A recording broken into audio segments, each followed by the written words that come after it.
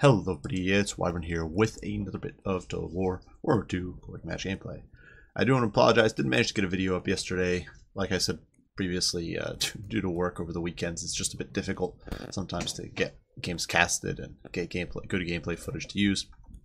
But here's a bit of a fun one, some vampire counts against Lizardmen on the Plains of the Dead, and we are going with a bit of a sweaty tryhard build. And focusing on flyers. And I wanted to give it a shot to the Necrarch Vampire Lord. I had some discussions with Dav on the matter, and he was saying that he thinks he's better than Manfred as a Lord choice.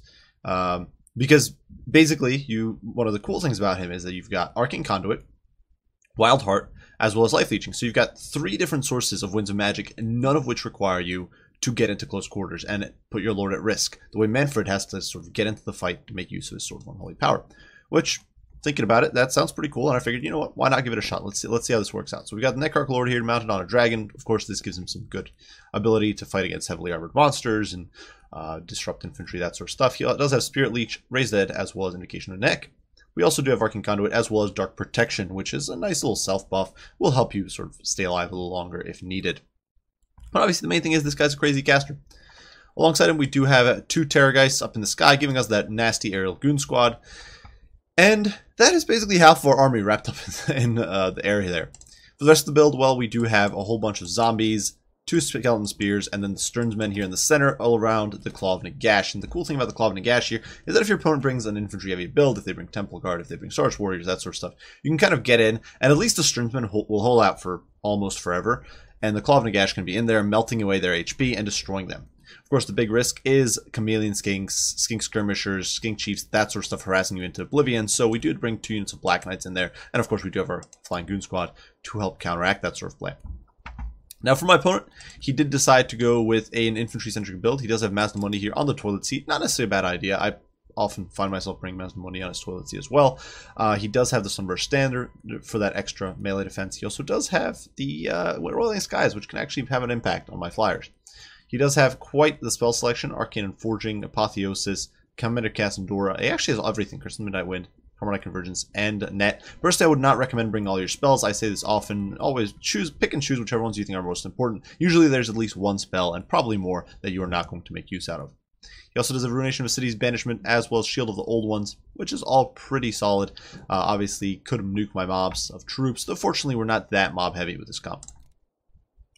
Up in the sky, my opponent does have a Skink Chief looking to poke away and being a pain in the rear, as well as quite the collection of Skink Skirmishers out here in the front. These guys are pretty quick on their feet, and they can definitely kite around Black Knights and be a nuisance. Obviously, in melee, they will get run down pretty handily.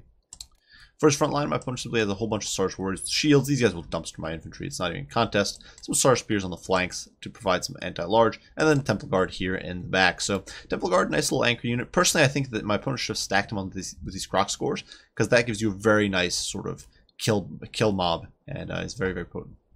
Finally, my opponent does have some Feral Cold Ones on this flank, as well as a single unit of Horned Ones out on this flank, which is definitely a pretty potent force. If they get into good engagement, they can do a lot of damage. But obviously, these guys are susceptible to Rampage, and potentially we can get some nice picks if my opponent doesn't keep him close to his infantry.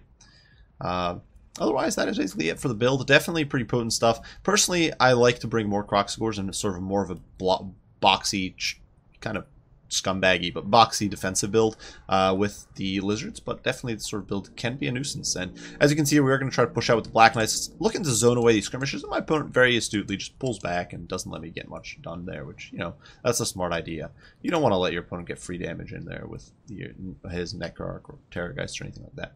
And the Skink Chief, of course, can also fly away. Skink Chief's not really a threat here.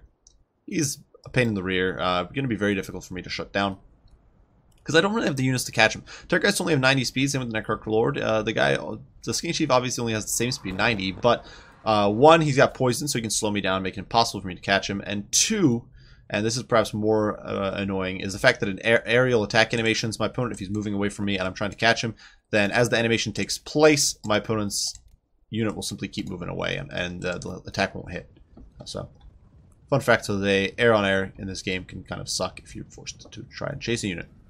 Regardless, seeing my opponent's deployment here, we are pushing forward with our infantry, repositioning our Black Knights. Here my opponent does try to drop a banishment, but I was paying attention for once in my life, so I did manage to pull my Stern Guard away. Their Sternmen away. They don't actually take any damage. Yeah, guys, Stern Guard. We're Voice Marines here. But the banishment does run over my skeleton spears, takes a few of them down, but really, who cares? They're skeletons. We don't care about the skelly boys too much. And actually, it looks like they didn't even lose a model with the Claw of Nagash in there, so that's pretty cool. Now, in the meantime, my opponent is going to push out. The skeleton spears here are going to take the brunt of the charge from these stars, which is going to be very bad for them, unsurprisingly. But elsewhere, you know, we're making it into melee.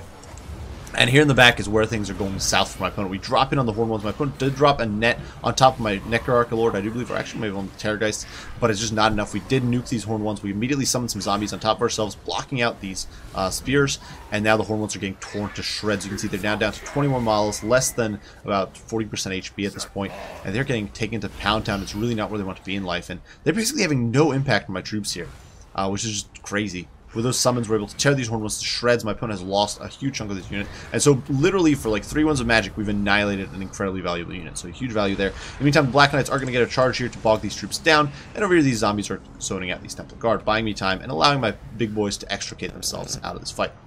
Now, unfortunately, the Claw of Nagash here is getting taken to Pound Town by the Skink Chief, which makes sense. It's a big threat. In the long run, it can make a huge impact on this battle. I'm trying to keep it on top of the Sternsmen here, making sure to heal them, as well as draining away my opponent's Sars troops, which is very valuable, of course.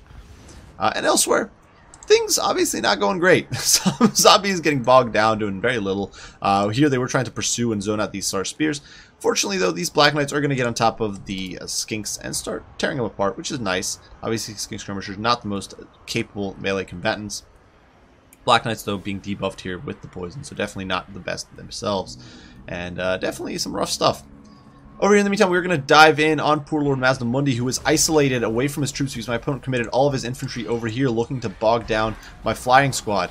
And because of that, we're going to get this charge here in the back. A charge of the Black Knights against the Horned Ones, going full tilt here. Horned Ones getting a counter charge off, some glorious action, some glorious glitches. If I haven't learned more of these, maybe I need to like check the... check my game files. But regardless, the Horned Ones here, obviously normally they would dumpster Black Knights with no problem, but now, because it's just them against a horde of Black Knights, they are actually going to succumb eventually to the numbers. So definitely some nifty stuff there. The Black Knights actually wavering again, taking huge damage. Horde Ones are no joke, guys. They're a really potent unit. Definitely can have a lot of value. Over here, though, the Fat Toad has fallen, vaporizing into thin air as he's knocked off his toilet seat. And we are able to take off and go harass this blob of infantry, looking to rat off these Sarge warriors, looking to terrify them away from the main fight, and summoning more zombies, just looking to continuously zone my opponent away, trying to protect the Claw of Nagash, because ultimately, one of the frustrating things, and one of the things that can get a bit frustrating, is that if you don't protect the Claw of Nagash, if your Mortis can get sniped down, Terrorgeists are not a good unit against infantry. Their charge bonus is fairly pitiful. Their actual melee attack is really bad. So they were not going to perform well against infantry. So if I'm forced to cycle charge, I might be able to win, but it's going to be much closer and it's going to be much more difficult for me. In the meantime, we were going to summon the Sternsmen into the fray, throw them in here to bog down these Sarge warriors, and take off, trying to pursue the Skink Chief, who is... My opponent did make a bit of a misplay here, allowing his Skink Chief to get caught out. You can see the Necrarch taking off, and the Skink Chief takes a few big chomps from the Terrorgeist and is completely dumpstered, and he's forced to reconsider his life choices and run for dear life. So definitely a big win there for the Flyers of the Vampire Council. We are able to force him off. Elsewhere in the meantime, Zombie Summon's still buying me time, and this is, of course, the nasty thing about Vampire Counts. You just have so much trash to summon on top of your opponent. We do hit this blob here with Invocation of the Heck, keeping these Zombie Summons and the Sternsmen in the fight, bogging down these Sars, and tearing up these Croc Scores. And over here, my opponent is still wasting his time with Sars Spears and all these Skink Skirmishers killing off zombies. So this is, in my opinion, was a big misplay. My opponent should have dealt with these guys, just tied him down with Sars Spears and gotten all these units out of the fight and moving over here. And instead, he did not. So definitely a bit of a misplay there. In the meantime, though, Sternsmen doing their country proud, beating up on these Sars troops. They will, of course, trade against them very, very effectively, especially with the Claw of Nagash in there, healing them and melting the Sars so very effectively. Now, obviously, these Stars are coming back in over here. You can see my Necrarch Lord coming in for the Breath attack. These Temple Guardians, 7,100 HP, get hit by the Breath and lose 3,600 or so HP. Just a brutal Breath attack. They were so blobbed up on the zombies. I just had like 1 or 2 zombies left in that mob. And so my opponent now definitely looking very, very bad as far as his unit remainders go. Over here, he is heckling my not Crocsgores, my Terrorgeist as they were pursuing the Crocsgores. So we didn't manage to pick off all that many of the Gators there. But the Feral Cold Ones do pay for it with their lives, trying to stop the Terrorgeists from doing too much damage.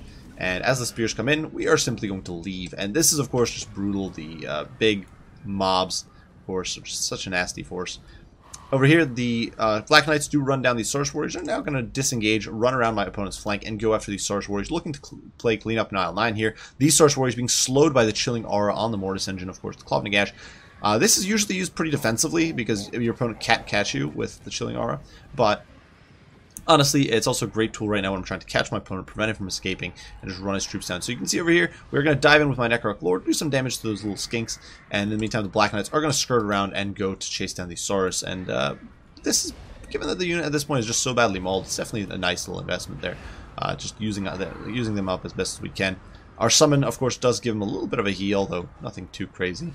And in the meantime, sort of the end is nigh. The Lizardmen here reforming ranks, looking for one last big fight. Our flyers taking off here. We actually hit the Skink Chief with a Spear Leech. I was looking to remove him from play. I didn't want my opponent getting that leadership aura in. And as the Black Knights are going to do the mop up here, we are actually going to turn the Claw of Nagash away from the fight, pulling it back into this blob of infantry because, of course, we will need to deal with them. At this point, I was starting to run low on zombie summons as well. I did have a few of them, obviously, but the zombie summons were starting to run low.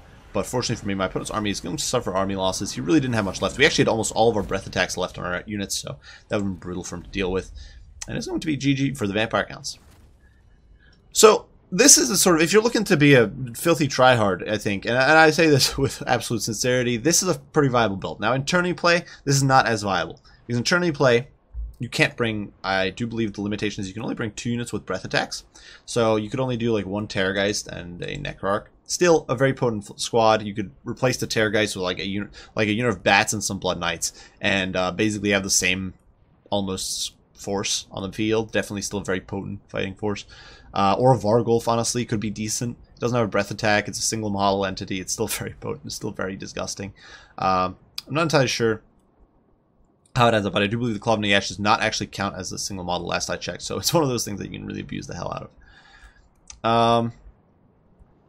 As for the rest of it, well, the build, yeah, your zombies, your front line here can definitely bog your opponent down. The Lizardmen will just buy you the time you need. Black Knights can zone off trash and skirmishers. And the Claw of Nagash will win you that infantry fight over time. Over time, it's just going to give you that win. Now, for my opponent's build here, I don't actually think the build is necessarily that bad. It is a little haggard in the sense that he's got a bunch of different units all over the place.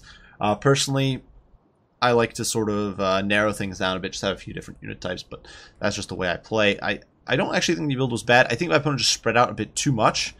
And I don't think he had enough anti-large, really, to deal with the Terrorgeist squad. And really, against Vampire Counts, you do need some major anti-large. Now, it doesn't have to be the most amazing. You can, say, run Sar Scarvets, not even on Carnosaurs. You could run 2 Carnosaurs nowadays. With this sort of build, you could easily, in my opinion, let's see. You could probably ditch the feral. You could probably ditch the Horn ones and the Feral Cold ones. Maybe ditch like a unit of Sar Spears or whatever. You could cut a few corners. I don't know if you brought you definitely cut a few spells in Mazdamundi. I don't know how much Mazdamundi is with the we're actually gonna check right now. But I'm not entirely sure how much the Fat Toad is with all of his spells and abilities, because he had the Sunburst standard there. So this, my opponent's comp or build on Lord Mazdamundi costed 2,400, and really going in advanced vampire counts, you definitely don't need all these spells. I ditch Arcane Unforging. You're not really going to get too much value out of the spell, in my opinion. Because it's not like a great Lord sniping spell. It's mostly just to deny the recharge. Or if your opponent has a very low HP, Lord is nice, but vampire counts have neither. They really don't care about too much about either of those. Comet of Cassandora, you can ditch it. So you could at least cut those spells. You could definitely cut Roiling Skies. It's just not that useful. And you're down under. You've saved about 400 gold now, which is a nice little advantage in my opinion. And you could honestly cut even more if you really wanted to. But these would just be some basic cuts that would make Mazdamundi just that little bit more cost effective, in my opinion.